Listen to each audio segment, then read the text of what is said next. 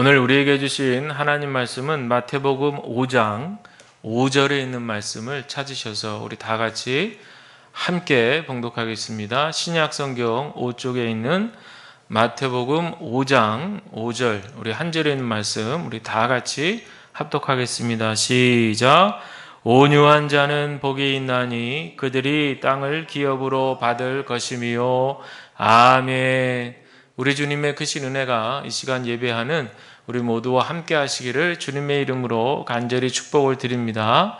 우리 전후좌우로 계신 분들 바라보시면서 인사하겠습니다. 주님의 사랑 충만하길 바랍니다. 시작. 주님의 사랑 충만하길 바랍니다. 아멘. 아멘. 감사합니다.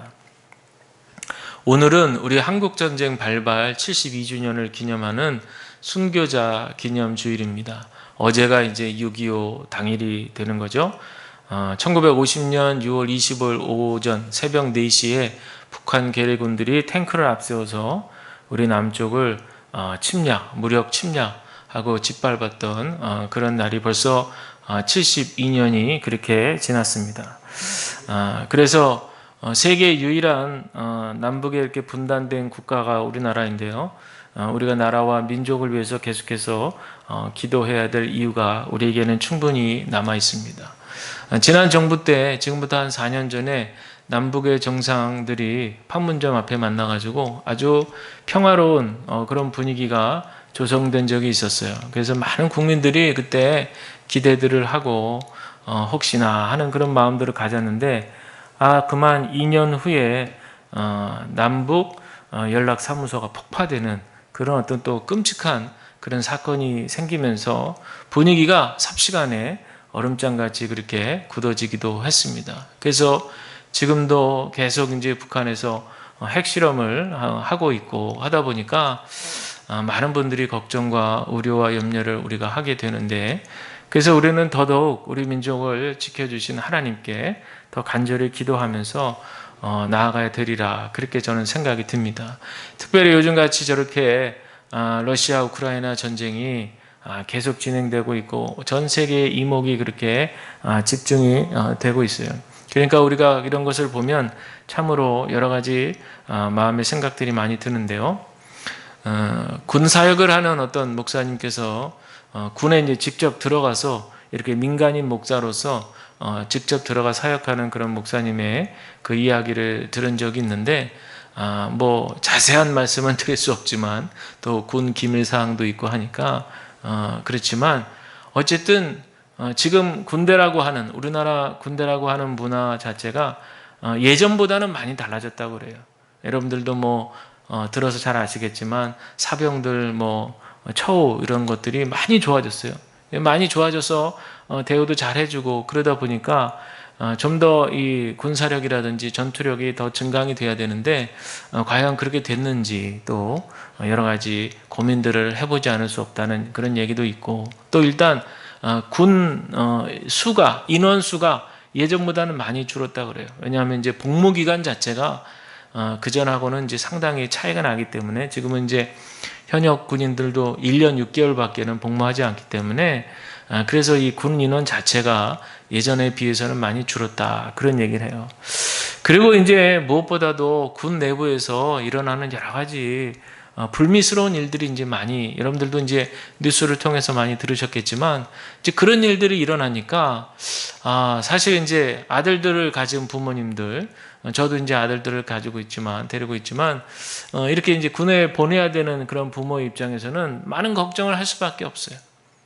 근데 사실은 예전에도 군 내부에서 그렇게 상사가 또 밑에 부하들을 좀 괴롭히고 또 어떤 경우는 성적으로 또 이렇게 괴롭히고 이런 일들이 있었어요. 사실은 예전에도 있었는데 그때는 그런 일들이 잘 묻히고 또 그런 일들이 그냥 금방 이렇게 넘어가게 되고 그러기도 했는데, 지금은 사회적인 이슈가 되고 있잖아요. 동성애 문제다 뭐 이래가지고 사회적 이슈가 되다 보니까 상당히 좀 어렵고 심각한 문제로 그렇게 여겨지게 되었고, 또 없어지지 않고 계속해서 이런 문제들이 일어나다 보니까 군에 이제 자녀들을 보내야 되는 부모의 입장은 정말 하나님만을 붙드는 그런 심정이죠. 그래서 우리 자녀들이 군에 가서 건강하고 안전하게 복무기간을 잘 마치고 돌아오는 것, 그것만 바라는 것뿐이지 뭐 다른 것은 뭐 바랄 게 뭐가 있겠어요?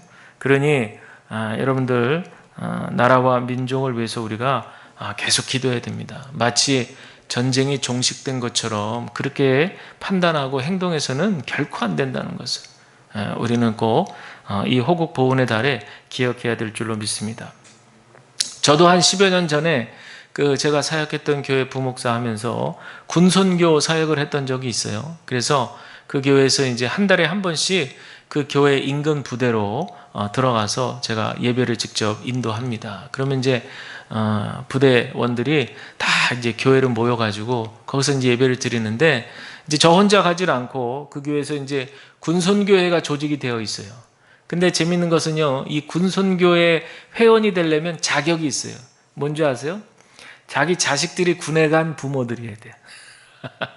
현재 자기 자식들이 군에서 복무하고 있는 그 부모들이 그 자식들을 기다리는 마음으로 그 군인들을 보면서 아들을 그렇게 대하는 마음으로, 애틋한 마음으로 그렇게 섬겨주는 건데, 정말 그렇게 애틋하게 섬기시더라고요. 거기 이제 회원들이, 저는 이제 말씀을 준비해서 예배를 인도해서 말씀을 선포하고, 그 권사님들은 이제 육의 양식을 또 잔뜩 준비하죠. 군인들은 먹어도 배가 고프잖아요. 그러니까 이제 간식, 옛날에 이제 신앙이 없어도 교회 가면 초코파이 준다 그래가지고 기독교로 오고 이제 그랬는데, 요즘에는 뭐 초코파이뿐만 아니라 워낙 이제 물자가 풍요롭다 보니까 이것저것 뭐 여름에 또 시원한 수박도 뭐 가져가고 막 떡도 해가고 뭐 아주 어쩔 때는 막 진짜 아침 안 먹고 가서 그냥 식사 한 끼를 다 그렇게 배를 채우고 올 정도로, 그렇게 아주 그때 그 군선교원 분들이 정성껏 준비해서 가서 예배를 드리고, 끝나면 장병들 그렇게 막 먹이고 막 두드려주고, 어깨도 두드려주고 격려해주고, 그래 뭐 힘들지 또 뭐 훈련 있다 그러면 잘 받고 오라고 그러고, 아주 그냥 얼마나 진짜 아들 대하듯이 그렇게 하시더라고요, 보니까. 그래서 지금도 벌써 10여 년 이상이 지났는데도 제가 기억나는 몇몇 권사님들이 지금 제 눈에 선합니다. 근데 여러분, 왜 이 땅에 전쟁은 일어날까요? 전쟁은 궁극적으로 영토 전쟁이잖아요. 남의 나라의 땅을 빼앗고, 그리고 그 나라의 주권과 또 국민을 빼앗는 그런 어떤 전쟁을 일으킵니다. 어떻게 보면 인간의 어떤 욕망의 탑을 쌓기 위해서 인간 야영의 어떤 끝장판이 이 전쟁을 도발시키는 게 아닌가, 이제 저는 이제 그런 생각이 들어요. 근데 이제 한편 그런 가운데 우리가 성경을 읽어보면 참 많은 전쟁 이야기가 나와요. 특별히 이제 구약 성경을 보면 온통 땅 따먹는 얘기잖아요. 땅 따먹는 얘기, 전쟁 이야기, 침략하는 이야기, 정복하는 이야기. 그래서 왜 이렇게, 성경에서는 평화로운 이야기를 하고 좋은 이야기를 하고 그래야 될 것 같은데, 그래서 아직 신앙에 있지 않으신 분들이 성경을 이렇게 보면 그런 거 보면 깜짝깜짝 놀란다고 그래요. 그래서 성경에 왜 이런 얘기만 들어있느냐, 왜 살육하는 그런 얘기가 있느냐, 이제 그러는 거죠. 그러나 여러분은 이제 오해를 하면 안 되는 거죠. 전쟁은 명분이 중요하거든요. 그런데 앞서 말씀드린 대로 그런 어떤 인간의 야욕과 야망의 어떤 그런 끝판왕으로 전쟁을 성경에 있는 가운데 그렇게 볼 수도 있겠지만, 이 전쟁사 속에는 하나님의 구원의 섭리가 있다는 것을 우리는 성경 속에서 깊이 헤아려 보게 됩니다. 특별히 여러분들 잘 아시는 대로 성경에 나오는 전쟁사라고 했을 때, 가장 우리가 잘 익히 들어 알게 되는 성경의 말씀의 책은 바로 여호수아거든요. 여호수아 보면은 그야말로 가나안 땅을 정복하는 그런 정복사잖아요. 그래서 여호수아가 무려 그 당시에 31개나 되는 도시국가들을 전쟁을 통해서 정복해가지고 승리로 이끌어내는 그런 얘기입니다. 그러면 그 정도 했으면요, 백성들의 영웅이에요, 영웅. 여호수아는 어떻게 보면 전쟁의 영웅, 우리로 지금 막 전쟁의 신이다, 막 그렇게 추앙받을 수 있는 그런 존재인 거예요. 그런데 여호수아서 24장을 보니까 자기 자신을 그렇게 백성들이 추앙받는 왕이라고 생각을 절대 하지 않아요. 여호수아는 분명히 자기가 전쟁하는 목적을 알기 때문에 그러기도 했지만 자기가 얘기하는 것은 바로 제사장 나라의 거룩한 백성이 되는 것을 이야기합니다. 여호수아서 24장 15절 제가 읽어드릴까요? 만일 여호와를 섬기는 것이 너희에게 좋지 않게 보이거든 너희 조상들이 강 저쪽에서 섬기던 신들이든지 또는 너희가 거주하는 땅에 있는 아모리 족속의 신들이든지 너희가 섬길 자를 오늘 택하라. 오직 나와 내 집은 여호와를 섬기겠노라. 아멘. 여호수아서에 나오는 이 전쟁사, 특별히 전쟁, 그 많은 수많은 전쟁의 목적은 뭐냐? 바로 제국을 일으키겠다는 것이 아니었다는 거예요. 우리가 분명히 알아야 됩니다. 제국을 일으키겠다는 것이 아니라 바로 제사장 나라를 세우기 위함이라. 거룩한 하나님 나라의 제사장으로서 이 백성으로서 세워지기 위해서 그렇게 전쟁이 일어나는 거죠. 그러니까 여호수아와 같이 이렇게 승승장구하는 전쟁의 신이라고 불릴 수 있는 사람이라 할지라도 그는 결코 왕이 되려고 하는 것이 아니라 그저 제사장 나라의 한 거룩한 시민이 되고자 하는 거예요. 그러면 여러분, 제사장 나라는 어떤 나라예요? 하나님께 선택받은 나라요, 백성이잖아요. 그러니까 하나님께 선택받았다고 하는 것은 하나님과 통하는 자들이죠.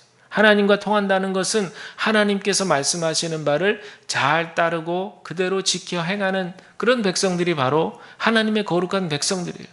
그래서 바로 이런 하나님의 거룩한 백성들은 전쟁에 나가게 될 때에 만약에 한 5명밖에 군사력이 없다. 그렇지만 하나님께서 그 5명을 가지고 100여 명의 적을 이기도록 인도하신다는 거예요. 또 만약에 100여 명밖에 없는 군사력으로 전쟁에 나갔다? 하나님께서 그 100여 명을 통해서 만여 명이나 되는 적군을 능히 물리쳐 이기게 하신다는 거예요. 그러니까 우리의 생각으로는 아니 무슨 소리야. 전쟁은 온통 군사력, 기술, 이런 것들로 누가 군사력이 더 세냐 이것으로 전쟁의 승패가 결정되는 거지. 아니 무슨 하나님께서 같이 전쟁에서 싸워주시나? 또 그런 하나님이 전쟁의 하나님이 있으신가? 이렇게 의아스럽게 생각할 수도 있는 거예요. 그러나 성경에서 말하고 있는 이 전쟁이라고 하는 것은요, 반드시 하나님께 속한 전쟁이라는 거예요. 하나님의 뜻과 구원의 섭리 가운데 벌어지는 것이 전쟁이라는 거예요. 그런데 또 요거를 또 인간들이 얄팍하게 이용을 해요. 그래서 저 서방이라든지 이런 나라에서 지나간 2000년의 역사 가운데서 많은 전쟁들이 있을 때 자기네들의 어떤 인간의 야욕과 욕망으로 전쟁을 일으킨 거면서 그럴 때 누구를 갖다 붙여요? 하나님을 갖다 붙여요. 거룩한 전쟁이다 이러면서 이름만 하나님께서 허락하신 전쟁이라고 딱 떼가지고 우리는 신앙의 이름으로 전쟁한다 이렇게 하는 거죠. 온전한 뜻이 아닌 것을 여러분들 우리가 분별할 수 있어야 될 줄로 믿습니다. 그렇다면 이 전쟁이 이 땅에 살고 있는 우리에게는 어떤 의미가 있는가? 우리도 여러분들 우리의 생활 가운데에서 그런 무기를 가지고 싸우는 전쟁은 아니지언정 우리도 눈에 보이지 않지만 혈과 육을 다루는 싸움은 아니지만 영적 전쟁 가운데 있다는 사실을 우리는 기억해야 돼요. 우리가 성경에서 특별히 신약 성경에서 우리에게 계속해서 전쟁에 대해서 말하는 것은 영적 전쟁에 대해서 이야기하고 있어요. 지금도 사단 마귀는 계속해서 우리를 죄 가운데 유혹하고 우리를 죄 앞에 굴복하게 하시려고 우리를 공격한다는 거예요. 그러니까 여러분들 우리가 이미 우리는 2000년 전에 사실 우리는 2000년 전에 이미 예수 그리스도께서 십자가에서 물과 피를 다 쏟으시면서 모든 죄의 권세들을 다 정복하셨잖아요. 우리가 그 사실을 믿음으로 받아들일 때 2000년이 지난 지금이지만 그 승리자의 효력은 지금도 계속 이어지고 있는 거예요. 그러니까 다 이겨놓으신 싸움을 우리는 뭐 하면 되느냐? 짓밟고 나가기만 하면 되는 거예요. 이미 예수님께서 십자가에서 다 보혈을 흘려주시고 하나님 아버지께서 다시 살아나게 하심으로 모든 죄의 권세를 이기시고 승리하셨거든요. 우리는 그 승리 예수님을 뒤따라서 그저 다 쓰러져 있는 사단 마귀 그 시체들을 그냥 짓밟고 가기만 하면 되는 거예요. 즉 믿음으로 승리를 확인하고 가면 된다라고 하는 그런 얘기죠. 우리에게도 여러분 전쟁이 있습니다. 그 전쟁이 어떤 전쟁인가를 우리가 분명하게 기억하고 영적 전쟁에서 승리하시는 저와 여러분들이 다 되시기를 간절히 축복을 드립니다. 오늘 팔복에 있는 말씀인데요. 오늘 팔복에 있는 말씀에 온유한 사람에게 주는 복에 대해서 나옵니다. 온유한 사람에게 어떤 복이 있다고 그래요? 그들에게 땅을 기업으로 얻을 것이다 그랬습니다. 땅을 기업으로 얻는다. 이거 전쟁을 통해서 남의 것을 이렇게 빼앗고 소유하고 유린하고 이런 것을 의미할까요? 거리가 멀죠. 그런 의미가 아닙니다. 목적이 수단이 돼서는 안 돼요. 땅 얻기 위해서 내가 뭐든지 해도 된다. 뭐로 가도 서울로만 가면 된다. 이런 식은 성경에서 말하는 원리가 아닙니다. 성경은 철저하게 과정과 절차를 중요하게 생각했어요. 땅을 얻게 된다면 왜 땅을 얻느냐? 온유하기 때문에 땅을 얻게 된다. 이게 하나님의 마음이고 하나님의 말씀인 거거든요. 그러면 이 온유하다라고 하는 이 말에 대해서 유명한 성서학자인 윌리엄 바클레이라는 분이 있어요. 그분이 이 해석을 세 가지로 했는데 설명을 잠깐 드리려고 그래요. 이 바클레이가 세 가지로 온유에 대해서 뭐라고 설명했냐면요. 첫째는 철학자 아리스토텔레스를 인용해서 설명을 했습니다. 이 온유라고 하는 말이 헬라어로 프라우스라고 하는 말이거든요. 근데 이 철학자 아리스토텔레스가 뭐라고 설명을 할 때 유교의 중용 사상과 같이 맞닿아서 철학 사상과 연결을 시켜서 설명했어요. 즉 뭐냐면 이 프라우스라고 하는 이 단어의 이 본래적인 의미는 중용, 유교에서 말하는 중용이죠. 극단이 아니라 이쪽도 아니고 저쪽도 아니라 딱 중간에서 균형 감각을 유지하고 있는 걸 얘기해요. 즉 좀 더 실제적으로 말씀드리면 아주 지나치게 노여워하는 것도 아니고 그렇다고 아주 지나치게 무사태평하게 평화로운 것도 아니고 그 중간에 딱 중용을 지키는 것이 바로 이 프라우스라고 하는 단어다. 이렇게 설명을 하고 있는 거예요. 자, 그러면 이런 의미에서 이 5장 5절에 있는 말씀을 한번 의역해 보면 이렇게 되는 거예요. 분노할 만한 때에 분노하고 분노해서 안 될 때 분노하지 않는 자는 복이 있나니. 이렇게 되는 거예요. 그러면 언제 분노해야 될 때고 언제 분노하지 말아야 될 때냐? 이 사람이 설명하는 거예요. 분노할 때는 타인이 어떤 어려움과 공궁에 처해 있는 걸 봤을 때는 분노해야 된다는 거예요. 의분이죠.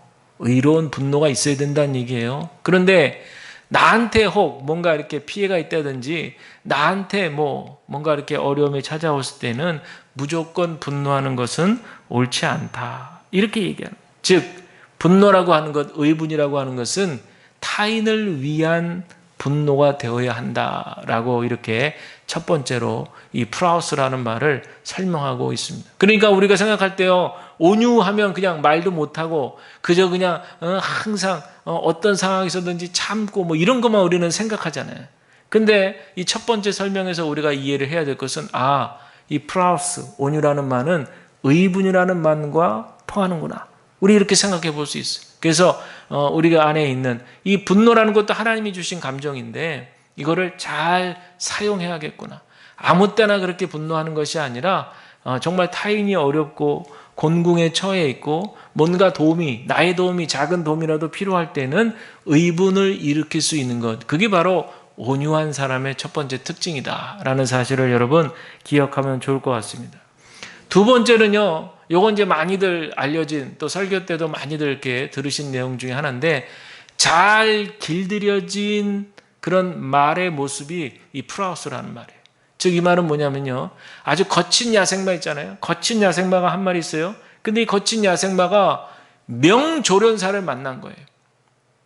그래가지고 아무 때나 힘을 막 쓰는 게 아니라 힘을 집중해서 쓰는 방법이라든지 지속해서 달릴 때 힘을 지속해서 쓰는 방법, 또 힘을 속도를 높이는 방법, 이런 여러 가지를 명조련사를 통해 가지고요 훈련을 받아요. 그러면 야생마가 뭘로 변하는 줄 아세요? 명마로 바뀌는 거예요. 그래가지고 우리 경마장 가서 이렇게 보면 명마들이 딱 양쪽 눈을 이렇게 가림막으로 딱 가려 있잖아요. 이렇게. 왜 이렇게 가려 있어요? 옆에 새 보지 말라는 거예요. 달릴 때 앞만 보고 달리도록 그렇게 조련사가 훈련을 시켜놨어요. 그래서 바로 이 프라우스, 이 온유라고 하는 말의 의미는 뭐냐면 조련사에 의해서 잘 길들여져 있는 상태. 이런 얘기. 그러면 이 뜻을 바로 우리에게 이렇게 적용을 시켜서 역시 의역을 해서 얘기를 해보면 모든 자기의 본능과 충동과 격정을 억제하는 자는 복이 있나니 완전히 자제된 자는 복이 있도다. 근데 여기서 중요한 여러분 여기셔야 될 말이 뭐냐면 완전히 자제된 자. 여러분 저나 여러분이나 우리가 다 인간인데 우리가 우리의 감정을 완전히 자제시킬 수 있어요? 완벽하게 우리의 감정을 절제시킬 수 있나요? 이거는 불가능한 얘기예요. 근데 여기서 모든 자기의 본능과 충동과 격정을 억제하는 자는 복이 있나니 완전히 자제된 자는 복이 있다 그랬거든요. 여기서 말하는 완전히 자제된 자는 인간 밖의 능력이에요. 우리 안에서는 스스로 그렇게 완전히 자제시킬 수 있는 그런 능력이 없는데 하나님과 연결이 되면 하나님의 그런 터치하심, 하나님의 만져주심을 우리가 경험하게 되면 그러면 우리는 완전한 자기 조절 능력을 경험하게 된다. 여러분 이 원리는 한번 잘 생각해 보세요. 한계가 없으신 하나님께서, 제한이 없으신 하나님께서 완전한 진리 안에서 자유를 누릴 수 있게 해주신 하나님과 우리 인간, 피조물인 인간이 접속이 되고 접촉이 되고 연결이 된다고 하면 우리는 그야말로 쉽게 말씀드리면 그저 좁은 목욕탕에서 그냥 애들 거기서 발장구하고 그렇게 물놀이 하는 그 범위가 아니라 바닷가에서 수영하는 거예요. 그 망망대해에서. 저 우리 부산에 허심천 가면은 뭐 코로나로 뭐 안 간지 오래됐지만 허심천 가면은 거기 애들 놀기 좋게 작은 그렇게 탕이 있어요. 그러면 꽤 이렇게 수영을 이렇게 한번 왔다 갔다 할 수 있을 정도의 그런 어떤 탕이거든요. 탕이라 하기에는 아주 미니 수영장처럼 해놨어요. 그래가지고 거기에 이제 우리 애들 옛날에 가면 뭐 신나게 가서 그냥 물장구도 하고 수영 비스무리하게 이렇게 하다가 오기도 하거든요. 그런데 그 정도가 아닌 거예요. 하나님과 접속하면요. 하나님과 접속하면 그저 망망대해 끝이 없는 바다에서 수영하는 것과 같아요. 끝이 없어요. 끝이 없어. 그러니까 우리가 그 끝이 없으신 하나님과 접속이 되면 그 안에서 마음껏 수영하고 제한받지 않고 진리 안에서 자유함을 누리는 것과 같은 원리다. 그게 바로 여러분들 우리가 완전히 자제된 자의 그런 어떤 모습 속에서 우리가 그 안에서 참된 자유와 평안을 누린다는 사실을 여러분들 기억하시기를 바랍니다. 세 번째로 이 온유를 어떻게 해석하냐면요. 옛날에 그 헬라 사람들 이제 철학자들이 많았잖아요. 그 사람들은 항상 이 프라우스 온유란 말을 설명할 때면 항상 동전의 양면처럼 반대되는 개념이 있는데 그게 뭐냐면 거만이라는 말이에요. 거만. 그래서 이 온유라는 말을 항상 이 거만에 반대되는 말로 사용을 했다는 거예요. 즉 설명드리면 이 온유라고 하는 말은 뭐냐? 모든 교만함, 거만이 사라진 상태. 그러니까 겸손만 남는 거죠. 겸허만 남는 겁니다. 사실 그 옛날에 헬라 철학 시대 때 많은 사람들이 서로 질문하고 공부하고 이런 거를 이제 좋아했잖아요. 즐겨했어요.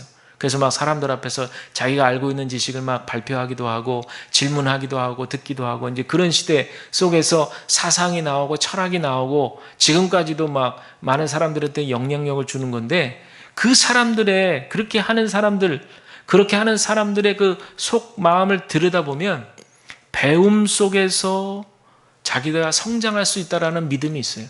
그리고 어떤 사람이 배울 수 있느냐? 겸손한 사람만이 배울 수 있다.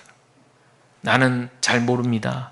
나는 아무것도 모릅니다. 이런 어떤 자기 자신에 대해서 무지함을 인정한 사람들이 어떤 가르침에 대해서 배움을 받고 그렇게 해서 배운 사람들이 자기 성장이 일어나는 거지.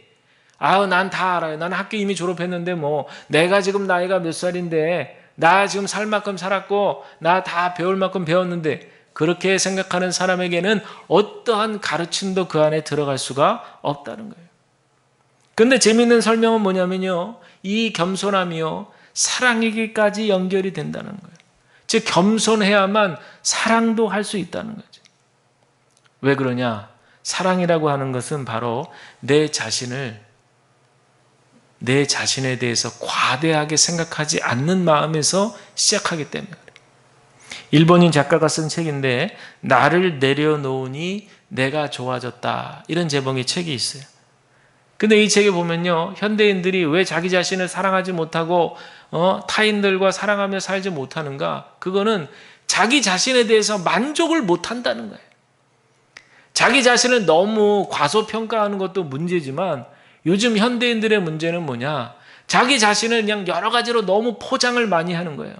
학식으로 포장하고, 돈으로 포장하고, 교양으로 포장하고, 뭐 화려한 뭐로 포장하고, 다 포장해. 그러니까 자기 자신 굉장히 대단한 걸로 생각한다는 거예요.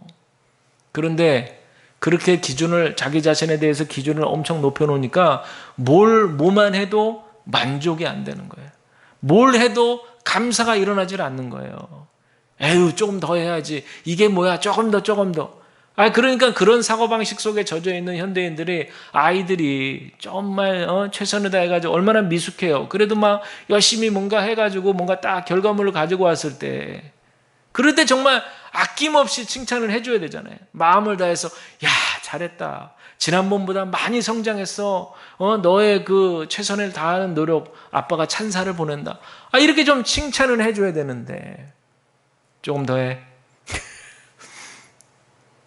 아직 부족해? 뭐 이런 식으로 많이 얘기를 하는, 그러면 그 얘기를 듣는 자녀들이 얼마나 그 마음 가운데 아픔이 있는 거죠. 그러니까 그런 마음들이 막 쌓여가지고 결국에는 충격적인 사건을 일으키는 거예요.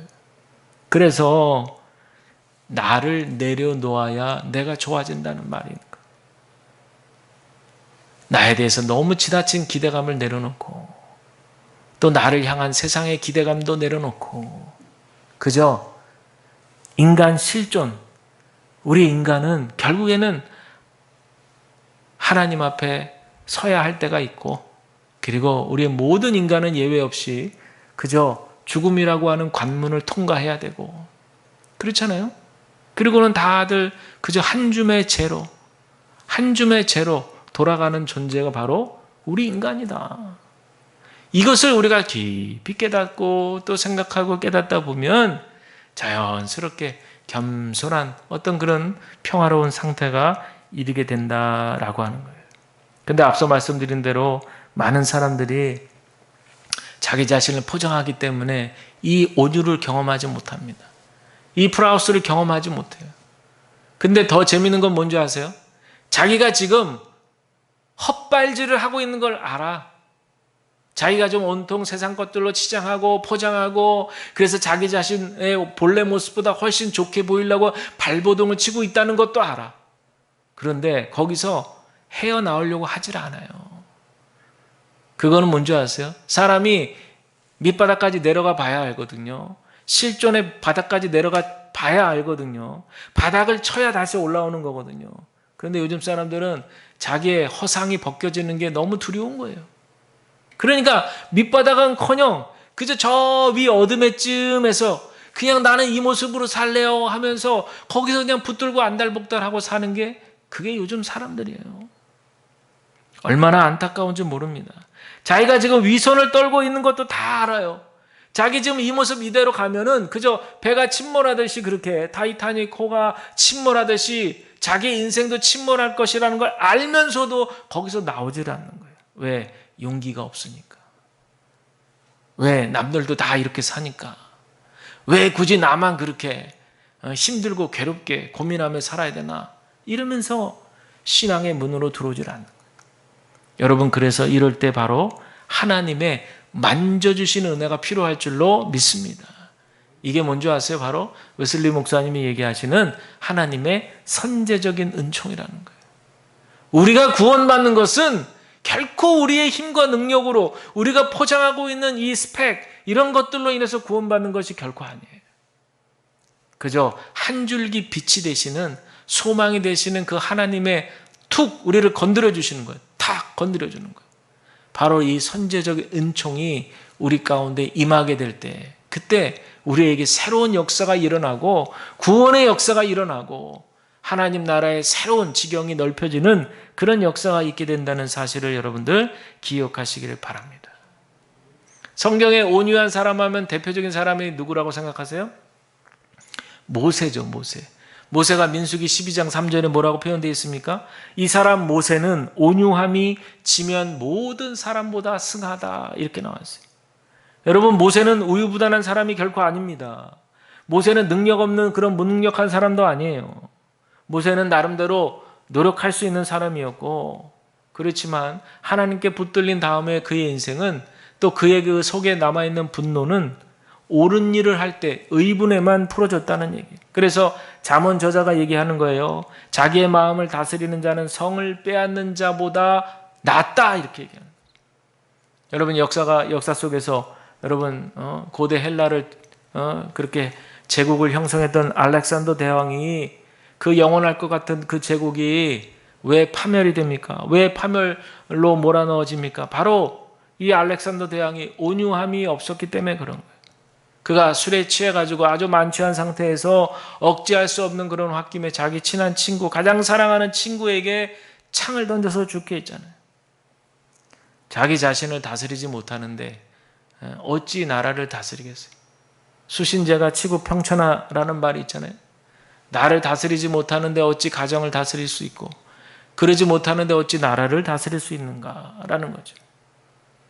여러분, 우리 안에는요, 우리 스스로 우리를 다스릴 수 있는 능력은 없어요. 그러나 우리 하나님과 연결된 자, 하나님께 모든 것을 다 다스림을 받을 수 있는 자는 진실로 온유한 성품으로 하나님께서 허락하시는 땅을 기업으로 선물로 받게 된다는 거예요. 그래서 이 구절을 다시 한번 의역해서 말씀을 드리면 이런 거예요. 분노할 만한 때에 노하고 분노하지 않아야 될 때 노하지 않으며 자기의 본능과 충동과 정욕을 하나님의 다스림에 따라 억제하며 자기의 무지와 연약함을 아는 겸손을 가진 자는 복되도다. 이렇게 나옵니다. 저와 여러분들이 이런 은총이 더해지시기를 간절히 축복을 드립니다. 근데 이 땅을 기업으로 받는다, 땅을 선물로 받는다 그랬는데, 여러분 한번 현실적으로 생각해 보면 온유한 사람들이 어디 이런 거 받겠어요? 요즘같이 땅 투기가 빈번한 이런 세상 가운데에서 어디 온유한 사람들이 어떻게 이런 것들을 다 취하겠어요? 오히려 이런 사람들은 세상 사람들한테 무시당하죠. 이런 사람들은 오히려 사람들한테 약골로 분류돼 가지고 궁지에 빠지고, 그리고 오히려 실패하는 인생이 된다고 얘기하죠. 그러나 성경이 말하는 이 땅이라고 하는 의미는 물론 현실적으로 진짜 땅을 받는 경우도 있어요. 영국의 그 청교도 신앙인들이 미국의 신대륙을 얻는 그런 예례도 볼 수 있지만 사실 그건 제한적인 그런 예죠. 그러나 성경에서 얘기하고 있는 땅을 기업으로 얻는다라고 할 때 이 땅은 영원한 하나님 나라의 유업을 우리가 축복의 땅으로 받게 된다는 얘기죠.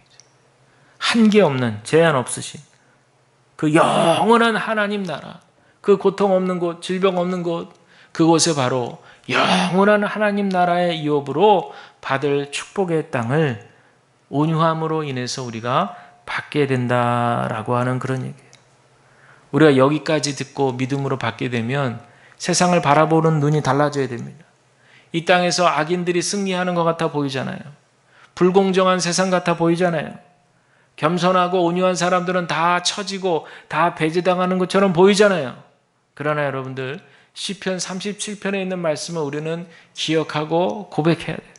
악을 행하는 자들로 불평하지 말며, 또 온유한 자들은 땅을 차지하며, 또 주의 복을 받은 자들은 땅을 차지하고, 여호와를 바라고 그의 도를 지키라. 그리하면 네가 땅을 차지하게 하실 것이라. 악인이 끊어질 때에 네가 똑똑히 보리로다. 아멘. 그랬어요. 여러분, 이 시편 37편인데요. 이 말씀들 속에서 우리 하나님께서 부어주시는 위로를 경험하시기를 바랍니다. 오늘날에 적용을 해보려고 해요. 이와 같은 원리가 오늘날에 적용된다면 우리는 어떻게 살아야 될까? 불경건한 사람들, 자기의 직권을 남용하는 사람들, 그래서 다른 사람들에게 피해를 주고 그런 사람들, 자기의 재산만 증식하는 사람들, 그런 사람들만 우리 눈에 보일 수 있지만 정작 그런 사람들 자기 재산 다 빠져나가 버립니다. 왜? 불의한 자들은 반드시 심판을 받기 때문에 그래요. 반대로 온유한 사람들은 어떠냐? 재산도 증식하지 못하고 자기 가지고 있는 조그마한 권리도 다 빼앗기는 것 같고, 그렇지만 오직 우리 예수 그리스도와 함께 살고 그분의 다스림 가운데 살아가는 그 참된 복된 평안을 누리며 살아가는 분들은 그리스도께 속한 땅을 누리고 심지어 소유할 수 있다는 거예요. 그것은 바로 새롭게 되는 바로 그날, 새하늘과 새 땅이 열리는 바로 그날 영원토록 우리에게 주시는 하늘나라의 축복인 줄로 여러분들 기억하시길 바랍니다. 그렇다면 이 땅에서 어떻게 살아야 될까? 이런 글을 보았습니다. 제가 한번 읽어드릴게요. 온유한 사람은 따뜻하고 부드러운 사람이지만 착하기만 해서 이래도 흥 저래도 흥하는 사람이 아닙니다. 온유함은 사나움에 대비되는 말입니다. 하나님을 믿는 사람은 제멋대로 날뛰는 감정을 잘 다스릴 줄 알아야 됩니다. 젊은 날의 모세는 성정이 급한 사람이었고 동족 히브리인을 박해하는 애굽 관리를 때려 죽였습니다. 그러나 광야라는 학교에서 연단되고 하나님과 동행하면서 새로운 사람으로 거듭났습니다. 그래서 제가 아까 민수기 12장 3절 읽어드린 그 말씀에 땅의 모든 사람 중에 가장 온유한 사람이라고 모세를 칭한 거죠. 자, 그럼 여기까지 정리를 해보세요. 모세가 그렇게 칭함받을 수 있었던 이유는 광야 학교를 통과한 거죠. 그가 태어나서부터 쟤는 천성적으로 온유해, 쟤는 본성적으로 아주 겸손해, 이게 아닌 거죠. 우리의 삶도 마찬가지. 우리가 지금 경험하고 있는 정말 인류사에 몇 번 되지 않는 이런 끔찍한 이런 어떤 과정 속에 우리가 처하면서 또 지나가면서 또 우리 개인적으로 벌어지고 있는 생각지 못했던 여러 가지 고난의 터널을 지나가면서 우리는 지금 우리도 모르게 온유한 성품이 되어가고 있는 거예요. 하나님이 기뻐하시는 성품으로 빚어져 가고 있는 거예요. 여러분들도 신앙생활 하신 경력들을 시간들을 뒤돌아보세요. 평안하고 그저 내가 느끼는 대로 내 감정대로 내가 말하고 싶은 대로 그렇게 얘기해가지고 늘 좋았었던지, 그러다 보면 꼭 문제가 생기잖아요. 그러다 보면 꼭 누가 나를 공격하든지 누가 꼭 나한테 안 좋은 소리 하잖아요. 그런데 이상한 건지 어쩐 건지 모르지만 그런 과정들을 겪으면서 내 마음을 살피고 주의 말씀을 더욱더 청종하게 되고 그러는 가운데 말도 조심하게 되고 행동 거지도 조심하게 되고 그러다 보니까 점점 시간이 지나가면서 뭔가 이렇게 마음에 옹골차게 꽉 차오른 듯한 그런 경험들을 우리가 다 하잖아요. 성화되고 있는 거예요. 온유함의 성품이 우리 가운데 나도 모르게 이렇게 묻어가는 거예요. 할렐루야. 이게 바로 하나님이 기뻐하시는 사람의 모습이에요. 나의 능력과 의지대로 살아가는 것이 아니라 하나님께서 다스려 주시고 하나님께서 간섭해 주시는 그 은혜 가운데 살아가는 삶의 모습 중에 하나가 바로 온유한 성품으로 살아가는 것이다 라는 것을 여러분들 기억하시기를 바랍니다. 오늘 이 말씀을 여러분들 마음판에 새기고 저와 여러분들 한 주간 살아가시면서 그 어떤 분노가 일어날 만한 상황이 온다 할지라도 그것이 의분이 아닌 이상 잘 다스리시고 성령의 역사 가운데서 잘 다스리시고 그리고 타인을 더욱더 배려하실 수 있는 저와 여러분들의 귀하고 복된 한 주간의 삶이 되어지시기를 주님의 이름으로 간절히 축원을 드립니다.